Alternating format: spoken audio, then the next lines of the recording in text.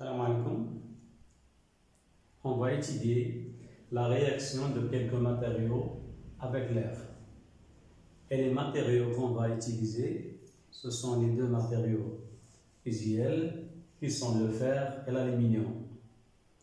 Alors pourquoi le fer rouille dans l'air? Pour répondre à cette question-là, on doit étudier les conditions de la formation de la rouille. La rouille est à sabbat. Alors, pour faire cette expérience-là, on doit utiliser le matériau ou les matériels suivants. On a le premier type ASC. Elle contient un clou en fer, R plus clou en fer. Deuxième type ASC, elle contient le clou en fer et l'eau de robinet. Troisième type ASC, elle contient le clou en fer et l'eau salée. Et le quatrième type ASC, elle contient le clou en fer et l'eau bouillie plus l'huile. L'eau bouillie ici et l'huile ici. Alors, regardons bien le matériel qu'on a utilisé. Alors, 4 types ASC avec 6 ports. 4 clous en fer. Eau de robinet, eau salée, solution de chlorure de sodium, il y en a plus sel moins. Huile et eau bouillie. Alors, l'expérience, on va la faire à la maison. Alors, quels sont le matériel qu'on doit utiliser? Avec quoi on va remplacer les types ASC et les autres objets qu'on va utiliser. Alors, voyons le matériel qu'on doit utiliser. Comme قلنا غادي نشوفوا le matériel qu'on doit utiliser pour réaliser l'expérience de la rouille du fer. Alors, les types ASC, on a utilisé ces lampes. Ce sont des lampes grillées, comme ceci, comme ça. Alors, on a un type ASC. Voilà le type ASC. Il supporte la chaleur. On peut bouillir de l'eau dedans, et ainsi de suite. Donc, c'est le recyclage de ces lampes, ou bien la réutilisation de ces lampes-là. Donc, on a les types ASC. Qu'est-ce qu'ils contiennent? Le premier type, il contient l'air et le clou. Un clou semblable, celui-là, comme ça. Donc, 4 clous. Le premier clou en fer, il se trouve dans le premier type, 1. Le deuxième, on a ajouté l'eau de robinet. Et bien sûr, il y a le clou. Le troisième, on a utilisé l'eau salée, solution de chlorure de sodium. Et le quatrième type, on a utilisé l'eau bouillie. Et en haut, il y a l'huile. Et à l'intérieur, il y a bien sûr le clou. Alors, ce sont les étapes qu'on doit faire pour répondre à la question pourquoi le fer rouille. Alors, cette expérience-là, il demande du temps. Donc, c'est ça, le matériel nécessaire et l'expérience qu'on doit réaliser. Alors, comment on a préparé les autres matériaux qu'on a utilisés? L'eau salée et l'eau bouillie, et en lui ajoutant l'huile. Donc, on va voir comment on a recueilli ces matériaux-là. Donc, le matériel nécessaire pour préparer l'eau salée, on doit utiliser l'eau de robinet et on utilise le sel de cuisine. C'est celle-ci. Et on a une cuillère et on a défaire. Alors, en préparant cette solution-là, on doit faire un rappel de ce qu'on a étudié dans la première année et la deuxième année collégiale et les leçons qu'on a vues en troisième année. Alors, le sel est un composé ionique. Le sel est un composé ionique. Ça veut dire qu'il est constitué des ions. Sa formule, c'est NaCl. Alors, je prends le sel et je le mets dans ce verre. Ça, c'est le sel. C'est un solidé. Je prends l'eau. Je verse l'eau sur le sel. Donc, on mélange.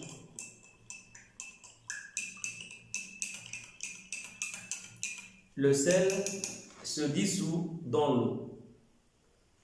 Le sel se dissout dans l'eau.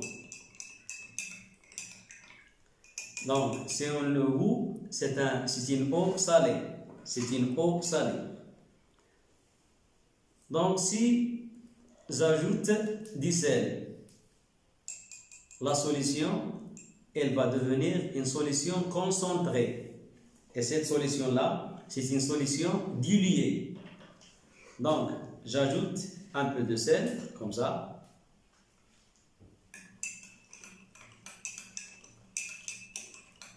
Donc, la deuxième solution, c'est une solution concentrée que la première solution.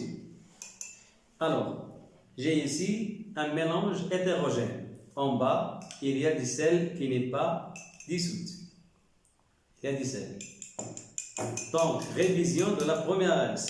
Je vais séparer la partie liquide de la partie solide en utilisant un entonnoir ou bien en utilisant la décantation. La décantation, comme ça.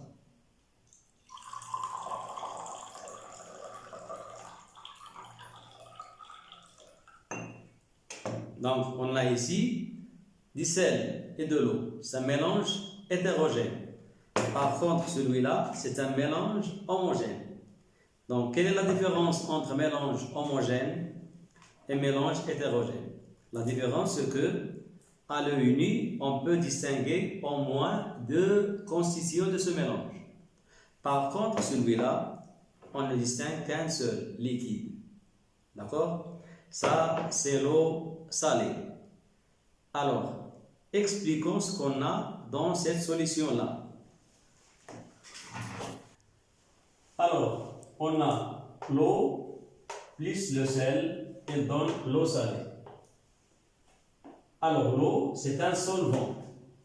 Le sel, c'est la solidité. Donc, solvant plus solidité donne solution aqueuse.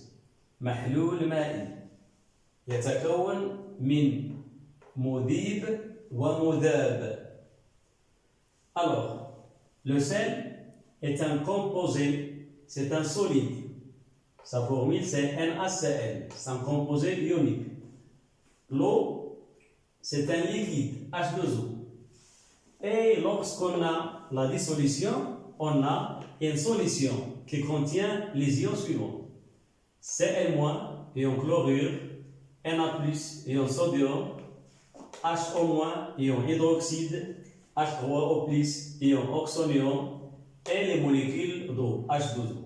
Ce sont les espèces chimiques existant dans la solution de l'eau salée. Alors, le sel est un corps ionique. C'est la formule des composés ioniques. Lorsqu'il se dissout dans l'eau, il y a dissociation entre le sodium et le chlore. Le sodium perd un électron et le chlore gagne cet électron-là. Donc, Na+, l'ion sodium, c'est un cation, et Cl-, c'est l'ion chlorure, c'est un anion. Donc, pour préparer l'eau bouillante, ou bien l'eau bouillie, on utilise le matériel suivant. on a de l'eau, donc ce bouillard-là, en vert, et on a la source de chaleur, comme ça. Alors maintenant, on révise la transformation physique de l'eau liquide à l'état de vapeur. L'eau s'échauffe parce qu'il reçoit de la chaleur donnée par cette bouteille-là, la combustion du gaz méthane. Donc, il y a augmentation ou bien élévation de la température. On regarde, il y a de la buée à l'intérieur. Ça veut dire que l'air qui se trouve à l'intérieur de cette eau-là, elle va s'échapper en première étape.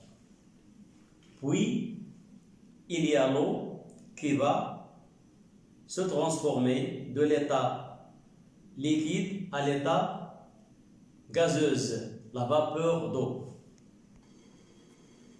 Alors maintenant, on entend un bruit à l'intérieur et on voit des bulles.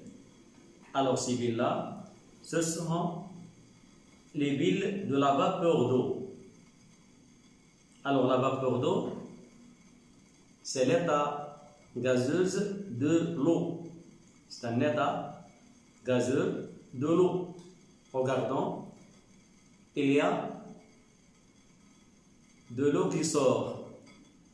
Alors cette eau-là, on le voit, c'est un liquide. C'est un liquide. Il faut voir. Alors, voyons un changement d'état physique que vous avez étudié. C'est la condensation ou bien la liquéfaction. La vapeur d'eau, elle va se condenser pour donner de suite des gouttelettes d'eau. C'est ça, c'est le changement d'état physique de la matière eau. Donc, regardez, il y a des gouttelettes qui tombent. C'est comme ça que se forme la pluie. Alors, l'eau bouillante qu'on a utilisée dans l'expérience, on utilise cette eau comme ça. C'est une eau bouillante. On l'utilise comme ça. Et qu'est-ce qu'on ajoute? On ajoute de l'huile. Alors l'huile, on l'a utilisée dans cette seringue pour la verser dans l'ampoule qu'on a utilisée comme TIVAC. Alors pourquoi on a utilisé l'huile? Alors dans cette expérience-là, on a l'air qui s'échappe dans le premier cas, bien la première étape, et en deuxième étape, il y a la vapeur d'eau qui sort. Donc à l'intérieur de l'eau bouillie, il n'existe pas l'air, il n'y a pas d'air. Et on a versé cette eau dans le tube, et tout de suite, on lui ajoute en haut l'huile. Alors l'huile, qu'est-ce qu'il fait? L'huile, il flotte sur l'eau, comme ça. L'huile flotte sur l'eau parce que l'huile est plus légère que l'eau. Elle donne un mélange hétérogène car l'huile et l'eau ne sont pas miscibles comme l'alcool et l'eau. Alors, maintenant, l'huile empêche l'air qui se trouve en haut de se retourner et se dissoudre dans l'eau. Donc l'eau bouillie ne contient pas de l'air. Donc vous avez suivi les étapes qu'on a fait pour réaliser cette expérience-là et on va la laisser pendant quelques jours pour voir ce que va se passer au clou dans chaque TIVAC ou bien dans chaque ampoule qu'on a utilisé ici. Donc, à bientôt. Au revoir. À la prochaine, Inch'Allah.